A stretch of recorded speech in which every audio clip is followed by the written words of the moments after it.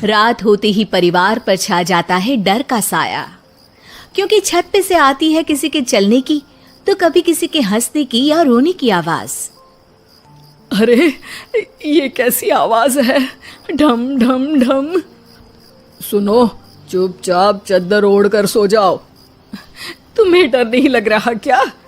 लग तो रहा है, पर तुम्हारे खर्राटे की आवाज से तो कम डरावनी आवाज ही है ना।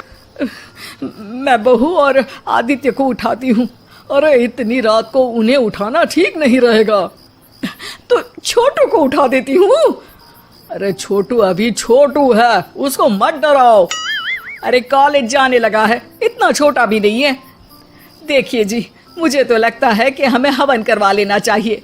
कब तक हम इस डर में जिएंगे? अगली सुबह घर में काम वाली दीदी नहीं आती। मम्मी जी, उसने बोला कि अब वो नहीं आएगी, अपने घर पे भूत का साया है। मम्मी जी। अरे आप मुझे मम्मी बोल के शर्मिंदा क्यों कर रही हैं? अरे मैं अपनी माँ को याद कर रही हूँ बहू।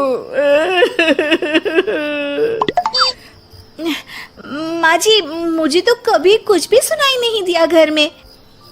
अरे तुम और तुम्हारे पतिदेव घोड़े बेच के सो जाते हो। अरे भूत तुम्हें परेशान करने भी आ जाए ना तो खुद परेशान होके चला जाएगा, क्योंकि तुम तो उठोगे ही नहीं, भूत का टाइम वेस्ट कर दोगे। मम्मी, मैंने ना नई काम वाली दीदी को कॉल किया था, शाम को आ जाएगी, और ये भूत वगैरह ना कुछ नहीं होता। अरे बेटा, कभी हमारे कमरे में सोएगा तो पता चलेगा। एक टोटका करती हूँ, अगर जल्द ही आवाज आना बंद नहीं हुआ ना तो मैं हवन करवाऊंगी घर में।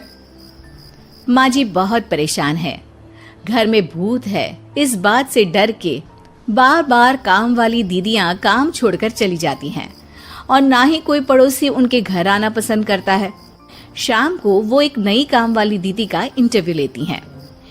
मैं इस काम की क्वीन है, लिव लाइफ क्वीन साइज, बड़ा काम बैड प्राइस, इसीलिए 5,000 से 1 रुपया कम नहीं लूंगी, नहीं तो मैं चली।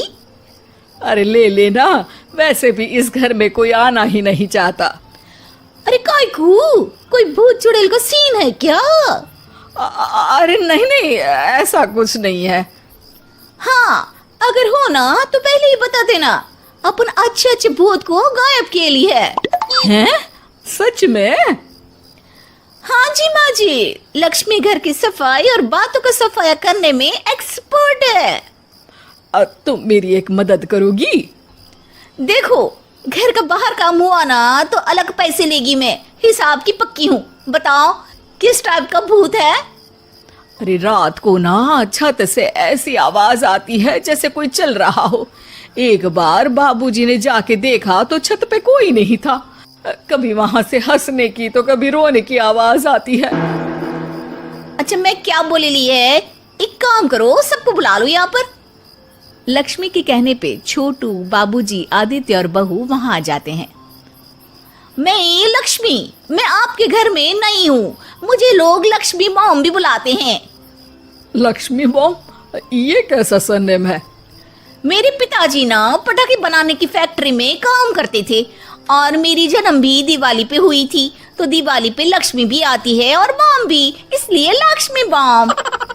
हाँ, यही बताने के लिए यहाँ बुलाया है क्या? अरे नहीं ना, घर में भूत है, उसको भगाना है, सबको साथ देना पड़ेगा। देखो, मुझे तो अभी तक दिखेला नहीं है, जिस दिन मुझे भूत दिखेगा ना मैं चूड़ियां पहन लूंगी। है? चूड़ी पहनने से क्या होगा? अरे नहीं नहीं, मेरे कंगन खराब हो गए हैं ना, तो नई चूड़ी पहननी है इसलिए बोल दिया। अरे पॉइंट पे आओ ना। देखो, रात को मैं छत पे सोएगी और अगर भूत आया तो पकड़ लेगी। अरे नहीं नहीं, ऐसा रिस्क मत लो। अरे अपन को भूत को डराने का है, भूत तो अपन को देख के ही भाग जाएगा। वो तो दिख ही रहा है तुम्हारी शक्ल से। आए, ऐसा शक्ल पे जोक नहीं मारने का, हाँ, वरना लक्ष्मी बम पाड़ देगी, समझी? अरे तुमको क्या पड़ी है भूत पकड़ने की? आज ही आई हो और जासूस बनने चली हो।